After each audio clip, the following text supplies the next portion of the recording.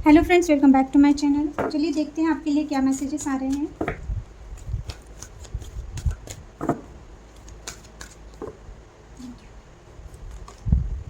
Healer of the edges,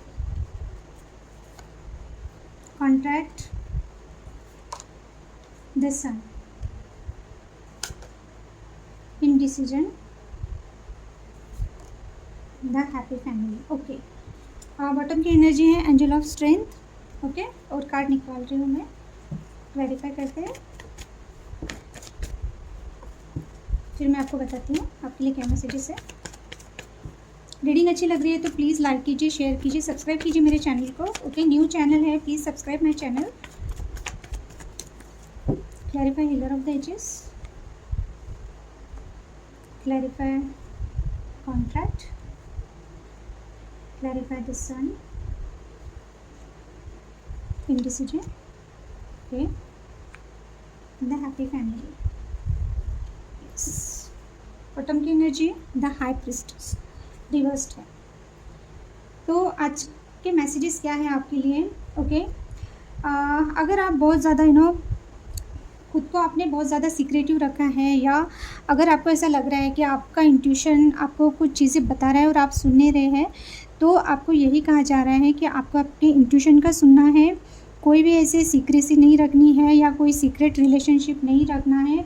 secret relationship इसलिए मैंने बोला क्योंकि उसके ठीक नीचे 4 ऑफ कप्स है, तो डेफिनेटली या तो आपने रिजेक्शन आपको किसी ने दिया है, या आप कोई ऐसी चीज़ को इस वक्त रिजेक्ट कर रहे हो जो सीक्रेट हो सकती है। यानी कि किसी का सीक्रेट या तो आपके सामने रिवील हो रहा है, आपको पता चल रहा है, या तो आप अपनी इंट्यूशन का सुन नहीं रहे हो, आपको जो इंट्यूशन आपका बता रहा है सही बता रहा है, पर आप डिनायल मोड पे हो, या किसी का सीक्रेट आपके ऊपर रिवील्ड हो रहा है, या फिर हो सकता है कि आप ऐसे किसी सीक्रेट रिलेशनशिप में हो जहाँ पे आपको अभी ऐसा लग रहा है कि आपको नहीं रहना चाहिए। ओके, क्योंकि कुछ ना कुछ उसकी सच्चाई आपको पता चल रही है कि वो आपके लिए अच्छा नहीं है, शायद जो भी चीज़ है आपके लिए वो अच्छी नहीं है जो सीक्रेट है। ओके, तो ये 2-3 सिनेरियो है, अभी आपको पता होगा कि आपका इस वक्त क्या आप फेस कर रहे हैं। ओके, कोई रिलेशनशिप हो सकता है, कोई सिचुएशनशिप हो सकती है, कोई सिचुएशन हो सकता है, या फिर ये आपका इंट्यूशन हो सकता है। तो आपके लिए क्या मैसेजेस है? हीलर ऑफ द एजेस, आप बहुत ज़्यादा स्पिरिचुअल पर्सन हो, या आपको हीलिंग मिल रही है इस वक्त। ओके, आप खुद को हील कर रहे हो, या आपको हील करना है खुद को। आप इसी के बारे में सोच रहे हो कि अगर आप बहुत दिनों से आइसोलेट हो, या बहुत ज़्यादा आप अकेला रह चुके हो, या बहुत सोच रहे हो, आपको कोई ना कोई रियलाइजेशन मिली है। जैसे कि मैंने बोला कि सीक्रेसी कुछ ऐसी है जो बाहर आई है, किसी पर्सन की, किसी सिचुएशन की, या फिर जो भी है, जो आप जिसके बारे में आप बहुत ज़्यादा ओवर थिंकिंग कर रहे थे, बहुत ज़्यादा सोच रहे थे, या हो सकता है कि किसी पर्सन को लेके आप बहुत ज़्यादा ओवर थिंकिंग कर रहे थे, जो आपसे नो कांटेक्ट में है। ऐसा भी हो सकता है नो कांटेक्ट सिचुएशन में, तो आपको ये चीज़ें बहुत ड्रेन कर रही थी, आपने खुद को आइसोलेट करके रखा है, या फिर किसी के साथ आप बहुत दिनों से नो कांटेक्ट में हो, आप किसी से बात करना चाह रहे हो पर बात नहीं हो पा रही है, इस वजह से आपको लोनली फील हो रहा है।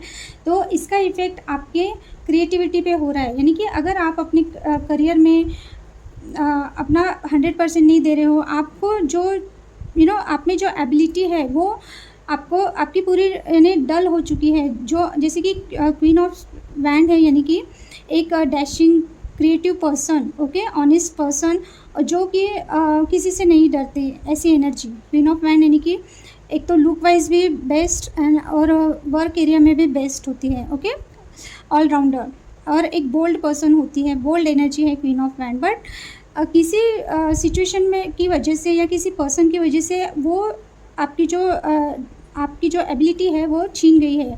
ओके, आप में जो अट्रैक्शन है वो कम हो रहा है। क्यों? क्योंकि आप बहुत ज़्यादा लोनली फील कर रहे हो, बहुत ओवर थिंकिंग कर रहे हो, बस एक ही जो सिचुएशन चल रहा है उसी के बारे में सोच रहे हो। सोच के आप ना बिल्कुल डल हो गए हो। आप में क्या एबिलिटी है, आप क्या हो, आप भूल गए हो। ओके, आप में कितना पैशन है वो भूल गए हो। तो वो चीज़ का रियलाइजेशन आपको हो रहा है, आपकी हीलिंग हो रही है। आपके सामने जो सिचुएशन, कोई पर्सन, कोई रिश्ता ऐसा है जहाँ पे आप बहुत ज़्यादा अपना फोकस आपका था, तो उसकी रियलिटी पता चल रही है। उस वजह से आपका कितना नुकसान हो रहा है वो भी पता चल रहा है। नो कांटेक्ट में हो तो आगे वाला पर्सन आपसे बात नहीं कर रहा है, तो वो चीज़ आपको खाई जा रही है। या जो चीज़ें जैसी दिख रही थी वो वैसी नहीं है, वो आपके लिए टॉक्सिक है या वो वर्क नहीं कर रही है, ऐसा कुछ ना कुछ आपको पता चल रहा है, जिस वजह से आप अपने आप को हील कर रहे हो। Okay, healer of the ages, यानी कि आपको चीज़ें क्लियरली अभी दिख रही है। जो भी सिचुएशन ऐसा था जहाँ पे आप स्टक थे वो आपको दिख रहा है। ओके, कॉन्ट्रैक्ट का कार्ड है and the queen of pentacles and 3 of cups. Yes, आपको ऐसा लग रहा है कि आपके साथ जस्टिस नहीं हो पा रहा है, आपको जस्टिस चाहिए, आपको बैलेंस चाहिए चीज़ों में। इस चीज़ों में अगर आप बहुत ज़्यादा अपनी करियर में स्टेबिलिटी चाहते हैं, अपनी करियर में फाइनेंस को लेकर आप बहुत परेशान हैं, या आप बहुत ज़्यादा हार्डवर्क कर रहे हैं पर चीज़ें वैसी हो नहीं पा रही है जैसा आप सोच रहे हो, तो इसका कारण हो सकता है कि कोई थर्ड सिचुएशन या थर्ड पर्सन ऐसा है जिसकी वजह से चीज़ें नहीं हो पा रही हैं, या फिर आप अपनी करियर से ज़्यादा अपने फ्रेंड्स फैमिली में बहुत ज़्यादा इन्वॉल्व हो, आप वहाँ पे ज़्यादा टाइम स्पेंड कर रहे हो, ना कि आप अपने करियर को लेके स्टेबिलिटी को लेके आप फोकस्ड हो। तो आपके लिए यही है कि अगर आपको अपनी लाइफ स्टेबल चाहिए, बैलेंस में चाहिए, फाइनेंशियली अगर आप स्ट्रांग होना चाहते हो, तो किसी भी थर्ड पर्सन या थर्ड सिचुएशन की वजह से अपनी लाइफ को इफ़ेक्ट ना करे, और पूरा आपका कंसंट्रेशन आपको जो चीज़ चाहिए, स्टेबिलिटी चाहिए, करियर चाहिए, फाइनेंस है, जो भी है वहाँ पे आपको देना है। ओके, तो तभी आपकी जो लाइफ है वो बैलेंस में आ सकती है, या आपको जो चीज़ चाहिए वो मिल सकती है। कुछ लोगों के लिए हो सकता है, अगर आपको ऐसा लगता है कि किसी पर्सन ने या किसी रिलेशनशिप में इनजस्टिस हुआ है, तो आपको यही कहा जा रहा है कि आपको वेट करने की ज़रूरत नहीं है। ओके, थर्ड सिचुएशन में आपको रहने की ज़रूरत नहीं है। अगर आपके रिलेशनशिप में थर्ड पार्टी इन्वॉल्वमेंट है, यानी थर्ड पर्सन इन्वॉल्व है, तो उनकी तरफ से अगर आप चाहते हैं कि वो पर्सन आपके पार्टनर थर्ड पर्सन को छोड़ के आपकी तरफ आ जाए, तो ये आपको नहीं करना है। आपको अपनी करियर, अपनी स्टेबिलिटी पे ध्यान देना है। अगर आपके पास आपकी तरफ कोई और इंटरेस्टेड है, या कोई और रिलेशनशिप के लिए कोई और आपको कोई प्रपोजल आ रहा है, उसकी तरफ भी आपको ध्यान देना है, यानी कि अपनी स्टेबिलिटी पे आपको ध्यान देना है। द सन का कार्ड आया है। ओके, सो जो भी निगेटिविटी थी आपकी लाइफ में, या जो भी सिचुएशन ख़राब चल रहा था जहाँ पे आप बहुत ज़्यादा निगेटिव हो रहे थे, तो सन का कार्ड यानी कि पूरी निगेटिविटी आपकी जो भी है वो अभी धीरे धीरे वैनिश हो रही है।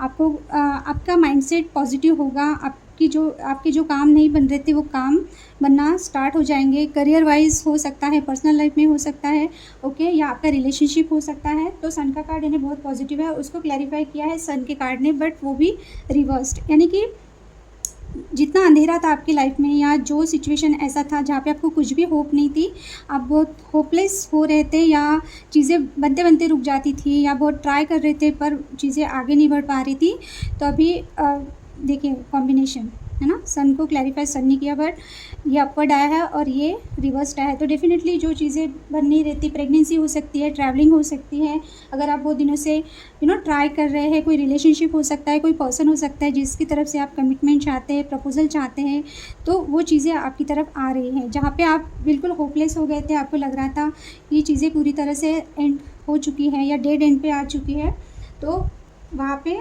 एक न्यू बिगनिंग हो रही है, या फिर आप अपने लाइफ में एक न्यू बिगनिंग कर रहे हो, ये सब चीज़ें छोड़ के।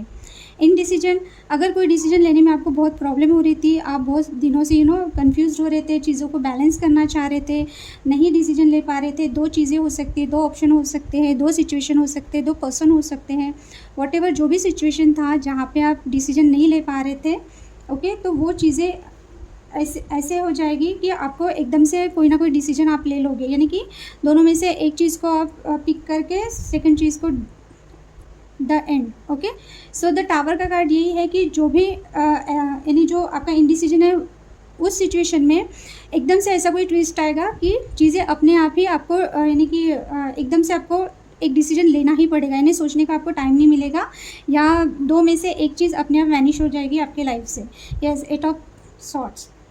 तो अगर कोई ऐसा रिलेशनशिप है या कोई पर्सन है जिनके और आपके बीच में टावर मोमेंट आके गया है, आपके कोई पास्ट पर्सन है जो अभी प्रेजेंट में आना चाहते हैं और आपके लाइफ में और कोई है, इस वजह से आप डिसीजन नहीं ले पा रहे, या पास्ट के पर्सन आपकी लाइफ में आना चाहते हैं ओके, टावर का कार्ड है। डेफिनेटली रिलेशनशिप ब्रेक हो चुका था, ऐसा कोई पर्सन अगर आ रहा है तो आपको यही कहा जा रहा है कि आपको स्टक नहीं रहना है, आपको एक डिसीजन ले लेना है।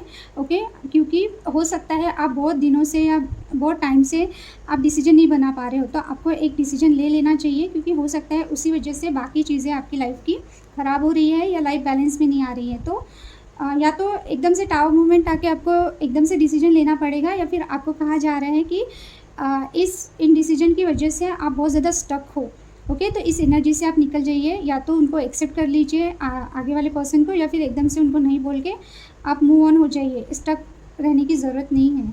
Okay, happy family, yes, happy family का कार्ड आया है।